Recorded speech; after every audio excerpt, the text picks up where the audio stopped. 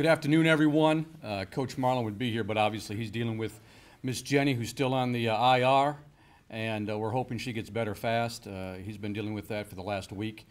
It's been a very trying week for the Cajuns, not just our basketball team, but our basketball family. B.J. Duplantis is dealing with a health issue with his mother and father as well, and so we wish everybody the best, and our thoughts and prayers are with them. As I said, last week was very challenging. I know for Coach Marlin and Miss Jenny, there was a lot going on, and Coach has been getting about 2 hours of sleep a night dealing with this, and I think we're going to turn the corner here, and the same thing for BJ, but we want to wish our best to them. And Saturday was a big game for us, big game for Jakeenan Gant. You don't want to start the season 0-2 at home, and Jakeenan came through for us in a very big way, and with that, I'll take questions. Do you think with Marquetti being out, it's going to be a case the rest of the season where you're going to have a different guy step up every night like Gant did, or is it going to have to be more of a collective effort to go to conference play? With Malik not being available for the rest of the year, I do think it's going to be different guys on different nights based on who we're playing, matchups, and time and score situations. And to be honest with you, that's the way it should be. You have 13 guys on scholarship for a reason. You just don't want to count on one guy every night. Marcus was huge for us on Thursday against Arkansas State in a loss. He struggled because of fouls on Saturday. Jakeenan Gant stepped up. Cedric Russell is kind of back to his old self, made some shots. He's found the basket. We hope that continues. But we had 5 guys make a 3 on Saturday, and then that was a big deal. That tells me that we've got some balance. But it's going to be whoever has that night. It's going to be based on personnel and matchups for that particular game. Is there an injury update on Wesley? I think he's going to be fine. He sprained his ankle. I think it was a soft tissue injury. I think he'll be fine. We expect him to practice today. But having said that, with Trajan out, this was a big deal because Trajan is our backup point guard. Now we started him at the point on Saturday and had Marcus at the 3. But we knew that somebody else was going to have to do that, be that reserve in case one of those 2 guys got in foul trouble. And Coach Marlin had been working Cedric Russell for the 2 previous days leading up to the Little Rock game at the point. And he hasn't done that for a long time. And we had to use it on Saturday. So that was some foresight from Coach Marlin, being prepared and having the team be prepared for situations. And I thought Cedric did a great job because Marcus only played 11 minutes. Because of foul trouble. He had such a great game on Thursday and really started out well defensively on Saturday and then got in foul trouble, and I thought that Cedric came in and did a great job for us. What can you guys do, or more importantly, what can he do, Davis, to be more efficient shooting? Jakeenan has got all the ability in the world, and he is really a skilled guy. And we've seen him go on stretches where he just, you can't stop him. He can score at the basket. He shoots the ball prolifically from behind the three-point line when he's on. What he's got to focus on is that when the shot's not dropping, go rebound the basketball. Get an offensive rebound. Get a putback. Drive the ball. He's really good off the bounce. And when he takes his time, he's really good with his back to the basket because of his strength and size. And at 6'5", 6'6", with as athletic as he is, and with those broad shoulders and big hands, he can score at the goal. So he's got to be careful that he doesn't just, define his game with a 3-point shot. He's got more than that, and that will happen. He works hard in practice, and he's a guy, speaking about who's going to step up from game to game, that can really help us this week because Georgia State's going to play a lot of zone.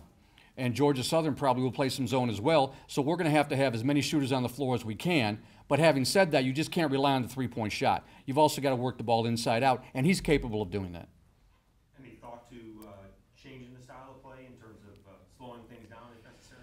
Well, I think changing your style of play at this point in the season is really difficult. You're into conference play, and you are who you are. And I don't think it's so much changing style of play as it is making sure that guys understand shot selection, time and score, and this is when it's my turn to step up and make a play. Sometimes you can try too hard, and sometimes less is more. But changing style of play, I don't think that's something you do on a wholesale basis at this point in the year. our problem hasn't been scoring the ball as much as making three-point shots consistently, which is why when you had 5 guys make a 3 on Saturday, that was good to see. But I think your shot selection is something you always look at, Dave, and it's always something you talk about in practice. And really that changes your style of play more than anything, is your shot selection. Not how fast you play or if you walk the ball up the floor, et cetera, but it's the shots you take, how efficient are you with those shots, and are you able to have balanced scoring. What will you find out about your team just after this week in terms of all the different road matchups that you're having to do in conference? Well, we played a lot of road games. Obviously, this is a big week. It's a Georgia week. Georgia State and Georgia Southern were picked 1 and 2 in the league, respectively. They're good basketball teams. They're well coached. They've got really good players. They've got depth. They've got experience. So this is going to be a true road test in league play very early. Now, we'll catch those guys on the flip side here in Lafayette, but this is always the Georgia week is always a challenging week when we go to Atlanta and Statesboro, just like it is for them when they come to Lafayette and to Monroe. So this is going to be a big week. But listen, they're all big weeks. It does you no good to play really good this week and then the next week you don't play so well. So you take it one game at a time. You understand what you have to do, when you have to do it, and how you have to do it. That's preparation, which we will do a good job of. And then you go and give it your best shot on Thursday. And then after that game, you move on to Saturday because it's going to be a little bit different style of play, but you're still in a hostile environment in Statesboro. Are you leaving tomorrow after practice? No, we're leaving on Wednesday. Leaving on Wednesday. What's just your scouting report of just each of those teams in Georgia? Well, Georgia State, we know they're going to play a lot of zone. That's what they do.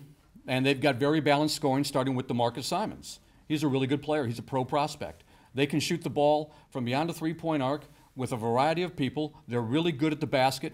They're good in transition. They're a very solid basketball team, have been for many years, just like us. This has really been a clash of titans, so to speak, between the Cajuns and Georgia State. But Georgia Southern is a little bit different in the sense that they don't have the size Georgia State has, but they've got really quality guard play.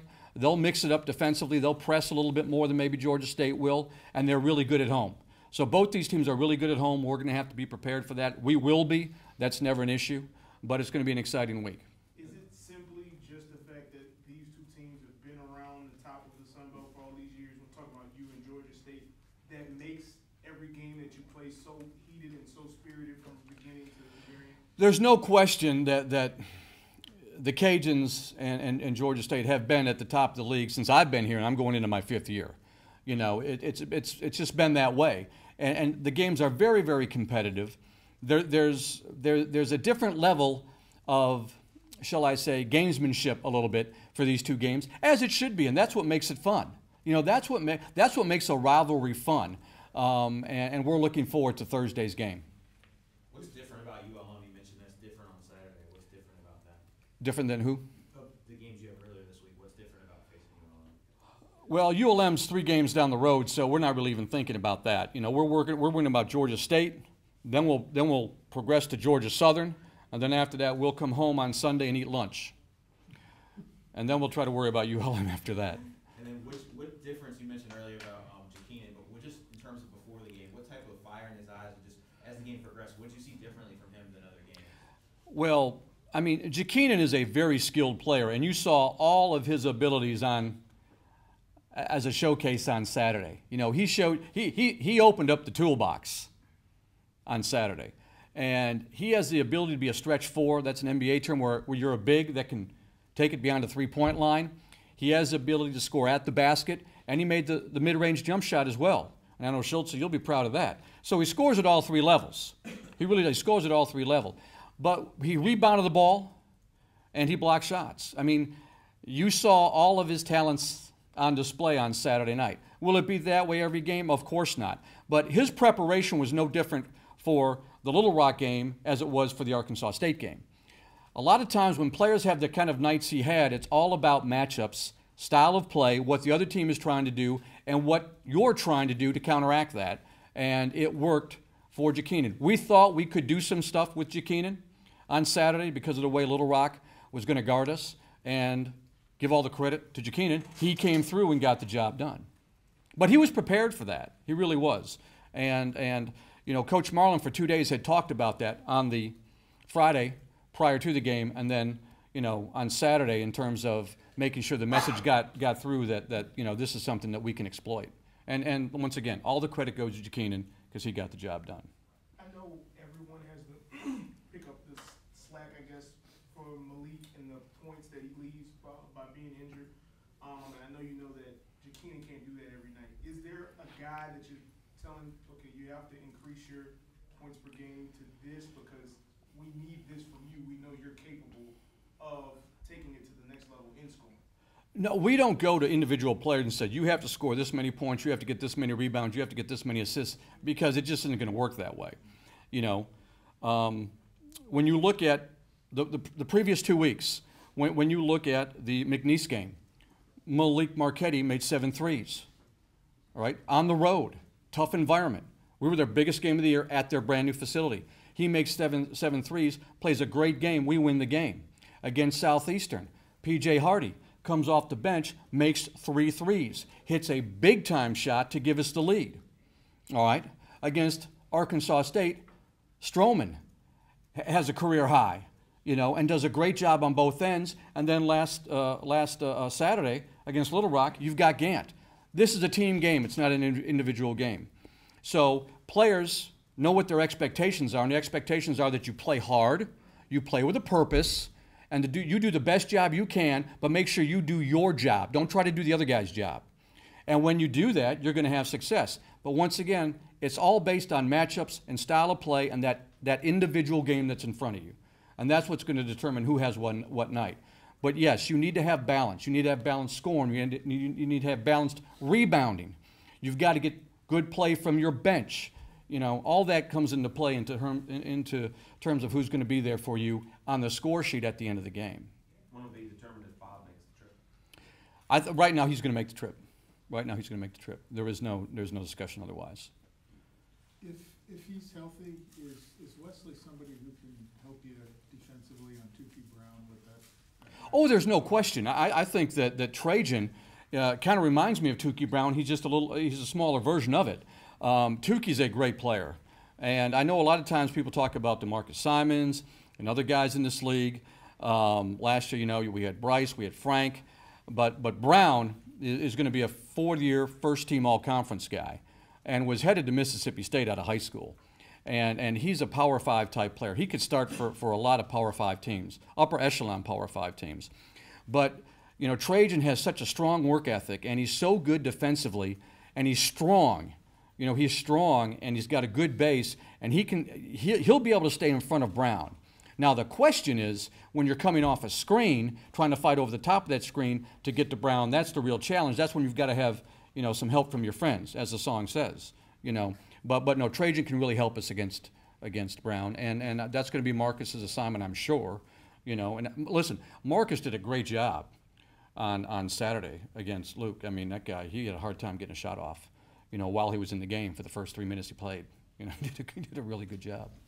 On that note, are there any collective goals defensively that you want to step up, just in terms of the team as a whole? Yeah, the collective goal for Thursday is that defensively, we hold them to 1 less point than we score.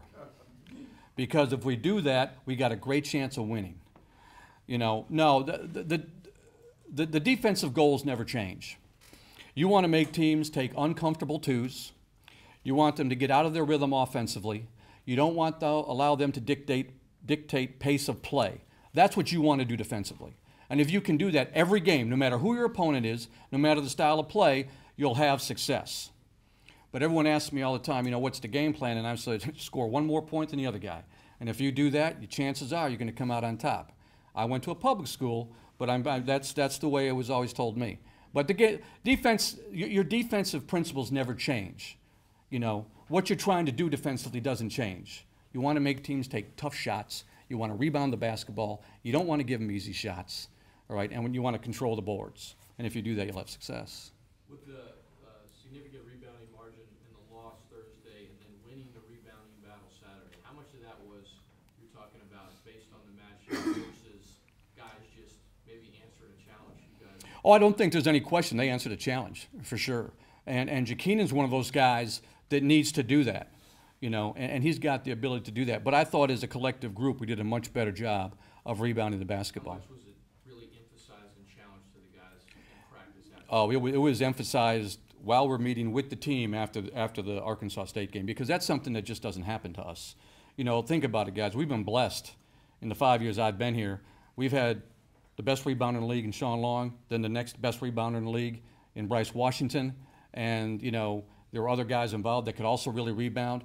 So it was a bit of a shock to the system on Thursday when we get out rebounded like that, and we addressed that immediately. And the players in the film session on Friday, you could see how they were. You could see it in their face where they knew they needed to do a better job, and fortunately they did. And rebounding is about 10% technique, about 90% want to. At some point you just got to go get the basketball and make sure the other guy doesn't. Everybody good? Who you got in the national championship? Sir? Who you have in the national championship? For tonight? I think the Tide's going to roll, but I'm not a betting man either.